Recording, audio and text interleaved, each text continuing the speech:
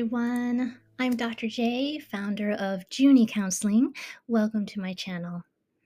So, last time we met for the very first time as I launched the channel. So, if you've come back to see me again, thank you so much for being here. Last time we talked about the hardest part, right? The hardest part of any challenge, any obstacle is to actually start and take that first step. So today we are going to take that first step, and I'm going to introduce the concept of high five. So those of you who are planning for college, starting to think about universities, or trying to figure out where to begin, high five is a great place to start. And to ground us before we go straight into what high five is, I wanted to share a quote that I found from the Greater Good Science Center. I love them. They have really great inspirational quotes and activities and lots of good food for thought. And the quote for today is, "Though no one can go back and make a brand new start, anyone can start from now and make a brand new ending." This is from Carl Bard. So there you go. We can start from now and make a brand new ending. So for today, I'm simply going to introduce the concept of high five so that you can start planning ahead, start thinking about where you are in this process. Perhaps many of you are already well equipped, but we're going to just talk about what they are. And in future episodes, I'm going to keep them short and sweet, but I will go into further depth about each one. All right. So to start off, high five. I would say the very first one, which is probably the easiest task to accomplish, is drafting your CV. So that is your CV or your work resume. Anyone who is going to apply for a job will need a CV.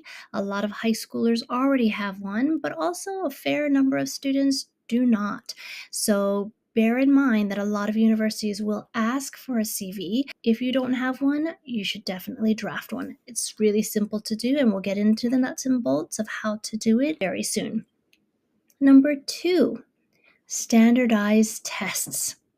Now, depending on where you are applying to in the world, the university may require a standardized test, be it the SAT or the ACT. If you are applying to places in Europe or the UK, perhaps the LNAT or certain medical exams, math, physics exams, depending on what you want to study, that is a requirement for your application. So this is definitely a piece of research that you would need to do in advance of applying. Number 3, your university shortlist. All right. You can do a lot of good research, have conversations with your counselor at school, or perhaps do lots of work online, start creating university lists. But when we're referring to your shortlist, this is your final shortlist. These are the universities you are serious about applying to. So that is why it makes the high five list your final university shortlist. Number 4, your personal statement or your college essay. Now, again, depending on where you're applying to in the world, sometimes universities call it the personal statement.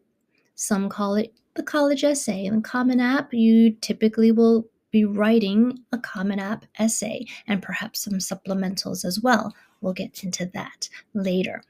But there are also parts of the world where they might call it a letter of motivation.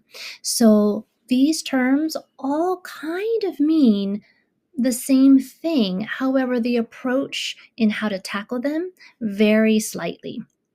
We'll talk about that as well, but that's definitely an important, if not the most important, component of your university application.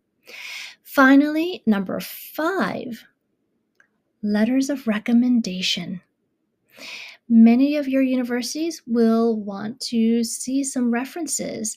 Not all of them will require a letter of recommendation, mind you. It's quite interesting. Not every university in the world requires them, but many of them do.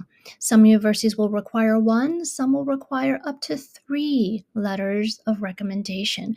So it's really important If you are in your sophomore year, 11th grade year, that could be perhaps IB1 students out there, year 12 if you're out in Europe. That's a really important consideration. Which teachers know you really well, holistically, not just as a star math student, but perhaps also as a person, who at your school really understands your character, knows a bit about your work ethic. These are really important components. All right, so there you have it. Just to summarize, all right, the high five tasks are really important tasks that at the start of 10th grade year, sophomore year, into 11th grade, if you feel that you have a good grasp of these high five tasks, by the end of your 11th grade year, this is year 12, you will be well positioned to apply by the start of your final year of high school. Okay, so to sum up, your CV, we have your standardized tests, right? Number 3, your final university shortlist. Number 4 would be your personal statement or your college essay or letter of motivation, depending on where you're applying in the world. And finally, your letters of recommendation. Now, the letters of recommendation, this is not about having those letters in your hand, by the way. This is about the process of reflecting on who to ask and going through the process of asking. Okay, so it is a professional request that you are asking of your teacher because they are, of course, being very generous and supporting you in applying to college. All right, but we will also tackle that one at a later date. All right, but there you have it. Quick and easy high five. Hopefully, those of you who are listening already are in good shape when it comes to these tasks. But if you're perhaps just new to high school and you're trying to get a head start on how to begin, this is a good start right here where you are. So let's meet where you are and see where you'll go. Hope to see you next time. Over here, you'll find my QR code that'll take you straight to the Junie Counseling website. In case you want to learn more about who I am and the kind of coaching and counseling services that I have on offer in the event you are interested in some one-on-one support.